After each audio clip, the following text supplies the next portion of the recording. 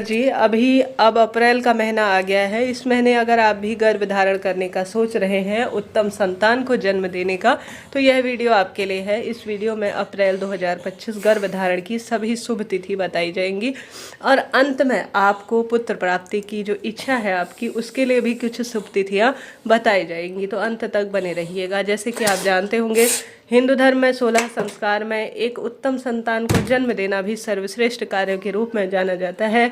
अगर संतान मानसिक रूप से, शारीरिक रूप से बहुत श्रेष्ठ समय में जन्म लेती है तो उसका जीवन हमेशा समृद्ध रहता है, भाग्य हमेशा उसका साथ देता है, खुशियाँ परिवार में बनी रहती है और साथ ही गर्भ की स्थिरता के लिए भी अच्छा समय जरूर देखना चाहिए। आजकल तो हर एक व्यक्ति इन चीज़ों को मानने लगा है, समझने लगा है और इन चीज़ों का पालन भी करता है। कभी भी गर्भधारण आपका मासिक धर्म का 7 दिन पूर्ण हो जाने के बाद 8वें दिन से ही आपको प्रयत्न करना चाहिए। 7 दिन तक गर्भधारण करना शुभ और श्रेष्ठ नहीं माना जाता। अमावस्या तिथि पर आपको गर्भधारण नहीं करना है, इस बात का ध्यान रखें।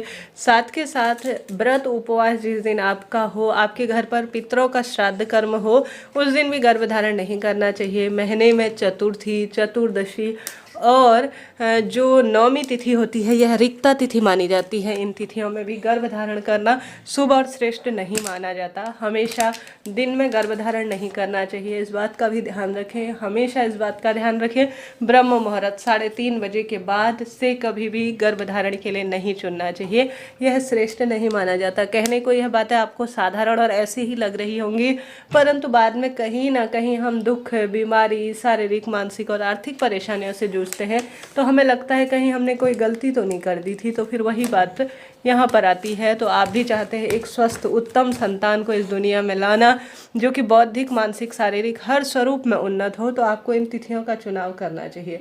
जैसा मैंने विदित कराया, हमेशा आपको मासिक धर्म के 7 दिन पूर्ण हो जाने के बाद ही दिन का चुनाव करना चाहिए। सबसे पहले बात कर लेते हैं शुक्ल पक्ष की। अप्रैल महीना है, 2 अप्रैल 2025 सुंदर भगवान श्री कृष्ण के जिस नक्षत्र में जन्म हुआ था, रोहिणी नक्षत्र का समय है।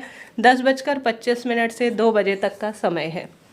7 अप्रैल तक नवरात्रियां चलेंगी। इस कारण से अगर आप नवरात्रि का व्रत उपवास करते हैं तो आपको नवरात्रि के व्रत उपवास की तिथियों को छोड़ देना चाहिए। अगर आप नवरात्रि में कोई मंत्र जाप, यज्ञ, हवन, व्रत उपवास नहीं करते हैं तो आप सभी को इन तिथियों का चुनाव कर देना चाहिए। मेरी आवाज़ को थोड़ा इग्नोर कीजिएगा, मेरी तबीयत ठीक नहीं है। आशा है, उम्मीद है आप समझेंगे। लंबे समय से आप इस वीडियो की मांग कर रहे थे कमेंट्स के माध्यम से, तो मैंने सोचा क्यों ना इसके बारे में बता दूं। तो इसके साथ ही जो दूसरा मुहूर्त आ रहा है, आप नवरात्रि में जो है विशेष तौर पर अगर छोड़ना चाहें तो तिथियों को छोड़ सकते हैं। कहने का अर्थ आप समझ रहे होंगे। 3 अप्रैल 2025 को भी अच्छा समय बन रहा है। आद्रा नक्षत्र रहेगा। 10:25 से 2 बजे तक का समय चुना जाएगा। अगर आप अपनी कुंडली अनुसार, पति पत्नी के उसके अनुसार और मासिक धर्म के अनुसार संतान प्राप्ति के योग के लिए, पुत्र प्राप्ति के योग के लिए भी अगर आप पंडित जी से बात करना चाहते हैं तो निश्चित रूप से ब्राह्मण दक्षिणा देकर, ये मेहनत का काम है, निकलवा सकते हैं। तिथि उत्तम और श्रेष्ठ रहेगा। इसके बाद जो 6 अप्रैल की तिथि आ रही है, वह भी बहुत अच्छा समय है। पुष्य नक्षत्र हर स्वरूप में सुख देने वाले कार्य में है। 6 अप्रैल 2025 पुष्य नक्षत्र 9 का दिन है। रात्रि को आप गर्भधारण के लिए 9:45 से 1:35 तक का चुनाव कर सकते हैं, यह भी अच्छा समय है। इसके बाद जो दूसरा दिन है वह 6 अप्रैल 2025 का है। पूर्वा फाल्गुनी नक्षत्र है और साथ ही 11 बजे से लेकर 3 बजे तक का रात्रि का समय सबसे अच्छा माना जा रहा है। इसके बाद जो दिन निकल कर आ रहा है वह 10 अप्रैल 2025 का उत्तरा फाल्गुनी नक्षत्र है और शुभ समय की बात करें तो रात्रि 10 बजे से लेकर 2 बजे तक का समय सबसे श्रेष्ठ और उत्तम स्वरूप में रहेगा। इसके बाद जो दिन आ रहा है वह 28 अप्रैल 2025 का है। 10 बजे से लेकर 1 बजे तक का समय रहेगा। इसके बाद जो अगला मुहूर्त निकल के आ रहा है वह 29 मार्च 2025 का है। रोहिणी नक्षत्र है।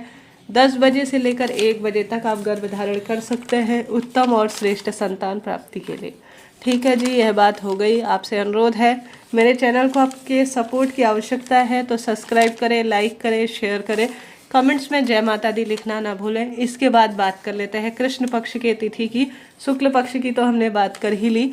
अब कृष्ण पक्ष का समय आ गया है, तो 14 अप्रैल 2025 बैसाख महीना है और विशाखा नक्षत्र रहेगा और रात्रि 9:03 9 बजे से लेकर करीब करीब 3 बजे तक का समय आप गर्भधारण के लिए चुन सकते हैं। 17 अप्रैल 2025 का दिन भी अच्छा है, ज्येष्ठा नक्षत्र है और बहुत अच्छा समय है। 11 बजे से लेकर करीब करीब 3 बजे तक का समय यहाँ पर भी ठीक रहेगा। इसके बाद जो अगला नक्षत्र है 20 मार्च 2025 उत्तरा फाल्गुनी नक्षत्र रहेगा और साथ ही 10:45 से 2:50 तक का समय सबसे श्रेष्ठ स्वरूप में जाना जाएगा। ठीक है जी, यह बात हो गई। इसके बाद जो अगला दिन निकल कर आ रहा है वह 21 मार्च 2025 का है, श्रवण नक्षत्र है। 1:45 से 2:50 तक के आसपास का समय सबसे अच्छे समय के रूप में जाना जाएगा। आप भी इस दिन का चुनाव कर भाग्य की रेखाओं को प्रबल करें। ठीक है जी, यह बात हो गई। इसके बाद जो अगला दिन निकल कर आ रहा है वह 28 अप्रैल पूर्वा भाद्रपद नक्षत्र है।